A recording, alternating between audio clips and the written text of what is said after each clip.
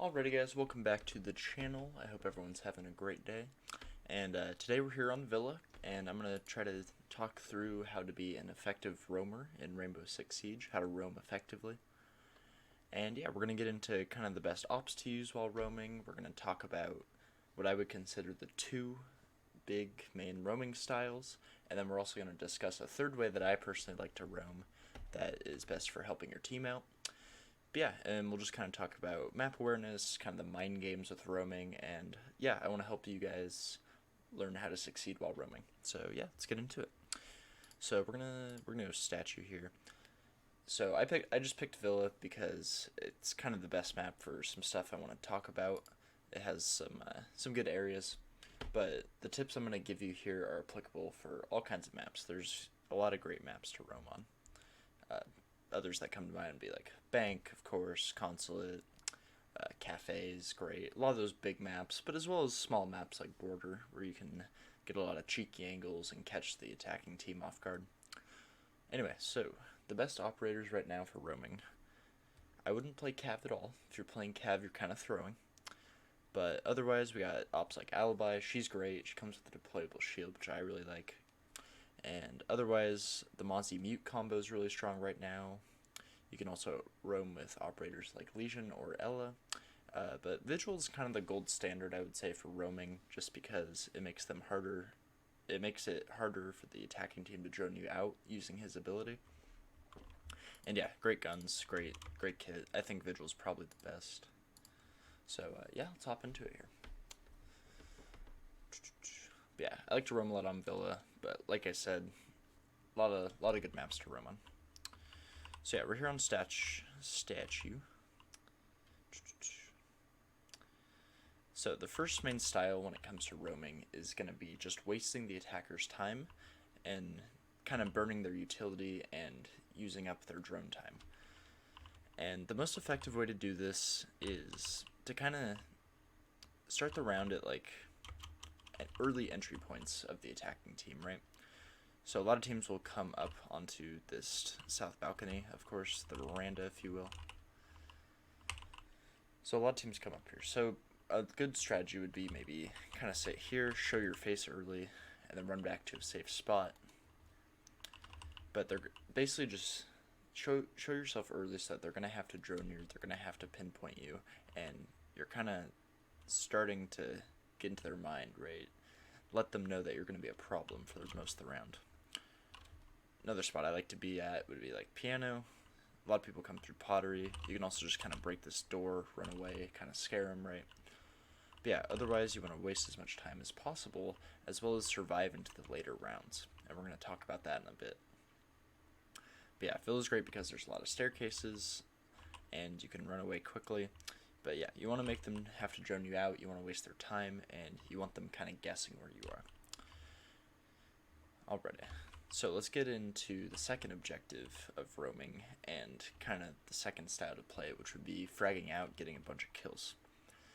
And so the main way to do that, obviously, I wouldn't suggest spawn peeking entirely. You shouldn't really be looking outside at all. But you can sit kind of by those main entry points with like the intention to get kills, right? And that's totally fine. But the best way, and the way I like to personally roam, is you want to lurk for a long time. You want to use your cams, get an idea of where the attackers are coming from, and then the most effective way you can help your team is to get those kills basically late in the round as the attacking team is getting ready to push site. And so to do that effectively, you basically just hiding, right? You're just hiding, you're trying to swoop in the last like 20 to 15 seconds of the round, because 3 kills at the beginning of, 3 kills at the end of the round is going to be a lot more valuable than going, like, contesting this balcony, let's say, and going for a 1-for-1 trade 10 seconds into the round. That doesn't help your team at all. But if you can wait till the end of the round, shoot 3 people in the back of the head, and stop the main push from the attackers, it's going to benefit your team. The chances of you winning the round, like, shoots up tremendously. And basically the point I'm trying to hammer in is the later in the round that you can get kills, right? The kills that you get as late as possible into the round are going to have much more of an impact than any of your early kills. So you got to think about that as a roamer. And when trying to execute this strategy, you have to be aware of kind of obviously the timer, right? If it's getting down, under a minute, kind of start coming back to site. You want to make sure that your team is still in a good position to fend off the rush, even if you're off site. So like a good example of that would be, let's say I was down in Dining Kitchen, right? I'm kind of looking for maybe kills on Master. Let's say I'm playing Pulse. And then they start to push into Astro. I'm going to start creeping up these Astronomy stairs, right? To ensure that my team doesn't get, completely destroyed in sight. You want to still be able to aid your team, come back and help them, all of that. And so that just takes a little bit of extra awareness, maybe good coordination and communication with your team. Communication's everything. Especially the most, going back to the Mozzie Mute example. I mentioned briefly at the beginning that Mozzie and Mute are a good, effective roam duo. Roaming as a duo is super great when you have good communication. You can trap the attacking team, right? You can prevent them from rushing site, because that's really your end goal. You want to at least dwindle the attacking team's numbers before they can really get onto site. So anyway, we talked about wasting time, and then we talked about how you can lurk and hide, and then just get those kills effectively towards the end of the round. Start picking off people. If you catch someone one-on-one, that's perfect. Now we're going to talk about kind of what I like to do as a roamer, because I don't like going on super deep roams, right? It kind of makes me uncomfortable. I solo queue a lot, so I don't like to leave my entire team on site by themselves. So I like to do something that, I'll call it playing one room off, or just playing one room off of site, right? Where you're playing areas that are, super important for the attacking team to get control of in order to push site. So bathroom's a perfect example. Bathroom and closet. So I'll even play in here as a Wamai, right, to help protect myself. But basically the idea is you're still accomplishing your two main goals of you're trying to get kills, you're contesting early, right, making them drone you, wasting utility.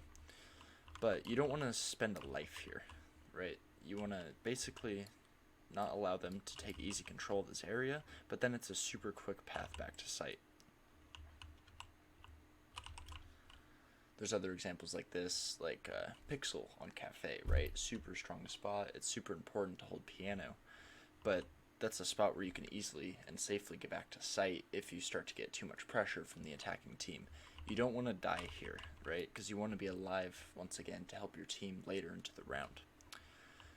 So yeah, I really like playing kind of just one room off site, right? You're pressuring the attackers a bit, but you're not getting so far out where you're gonna get shot down early in the round. You're not gonna get killed off easily at the beginning. So yeah, those are kind of my main roaming tips. Some other quick tips here to kind of help you guys improve at roaming. Use your cams effectively. That's obviously why Valkyrie's a great roamer. Yeah, use your cams, reposition yourself. If you do get droned, okay, let's say I'm just playing 90, right? I feel like they're gonna come up main stairs or from the balcony. Let's say I'm playing kind of close here, maybe an off angle, and a drone starts coming up main stairs. I need to reposition myself, right? I need to come over here and get ready to maybe take a gunfight, but I'm not going to be trapped in the area where they first got that information from. You want to keep the attacking information stale, and what that means is, once again, let's say I'm top red, they drone me, they're going to call out top red, right? I need to get out of there so that by the time they take action on that information, I'm somewhere else. Maybe I'm watching here for someone coming from dining to try to catch me on top red. Just outsmarting people, thinking one step ahead of the game, and always being on the move is going to help you be a much more successful roamer. So yeah, once again, just play time, right? Be aware, use your cams effectively, stay on the move, and yeah, I hope you guys have a lot of fun roaming. I enjoy roaming. It's a good break from when you don't want to be in the chaos that is holding site down late into the round. But yeah, but don't be selfish roamers, alright? You guys gotta help your team out. You gotta be team players. So yeah, that's pretty much it. I hope you guys enjoyed the video. I hope you found it informational. If you did, please leave a like. I really appreciate it. Otherwise, I should be maybe streaming tonight, so look forward to that. Twitch.tv/TwitchMitchie. I got my Twitter kind of up and running, doing some stuff there.